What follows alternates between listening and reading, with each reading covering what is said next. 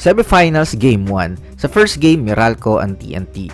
And grabe yung start ng Bolts dito. First is they go with Aaron Black on what he can do against Gio Halalon and it resulted to their opening points.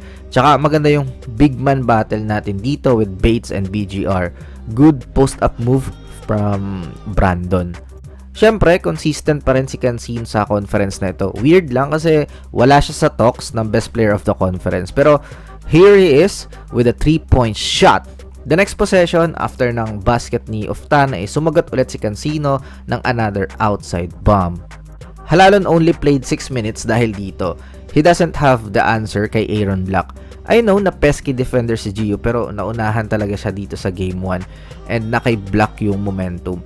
As in, ilang beses tong niran ng Meralco dahil nakafocus na yung help sa kanya, nagka-chance pa si Raymar Jose to have this basket. Mainit na din talaga si Cancino. Another 3-point shot na naman for him sa first period. Tsaka kahit sarili niyang creation is pumapasok din talaga eh. Pure confidence. Grabe yung ginawa ng Meralco. 38 points sa first period hanggang mapatatili naman nila hanggang second period. Pero sa second half, it was a different story. RR Pugoy make his presence felt.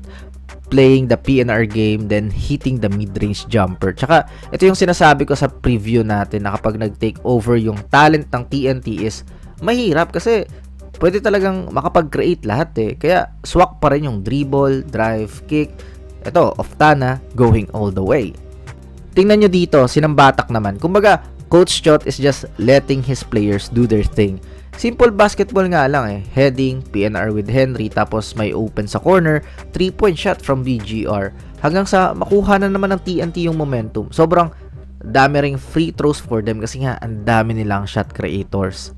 Sa endgame, another simple action from TNT. Oftana receives the ball and just attacks the basket and won. And here, bad help from Quinto. Sobrang early ng tulong niya and he didn't make sure na kung meron bang magtatag sa tao niya. With that, simple give and go play for TNT. Tapos dito, a costly foul from Cancino. So, wag na siyang magreklamo kasi he really bumps hard.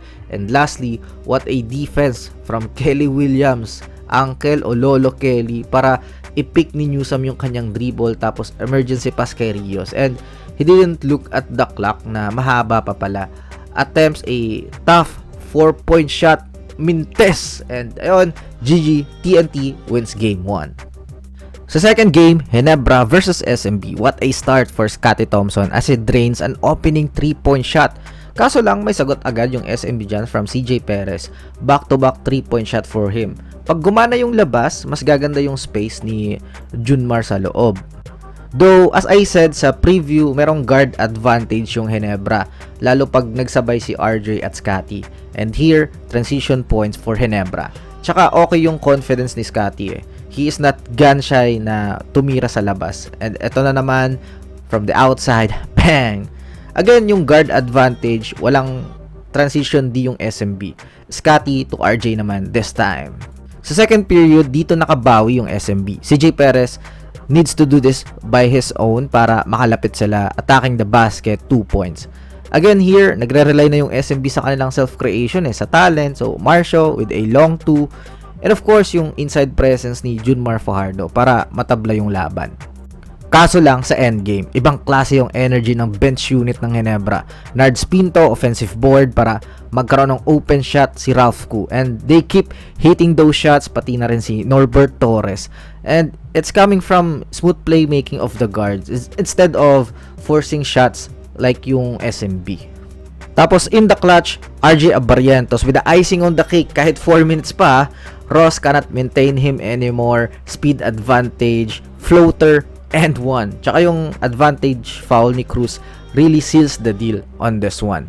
Ginebra takes game 1. Solid yung bench production and syempre RJ and Scottie.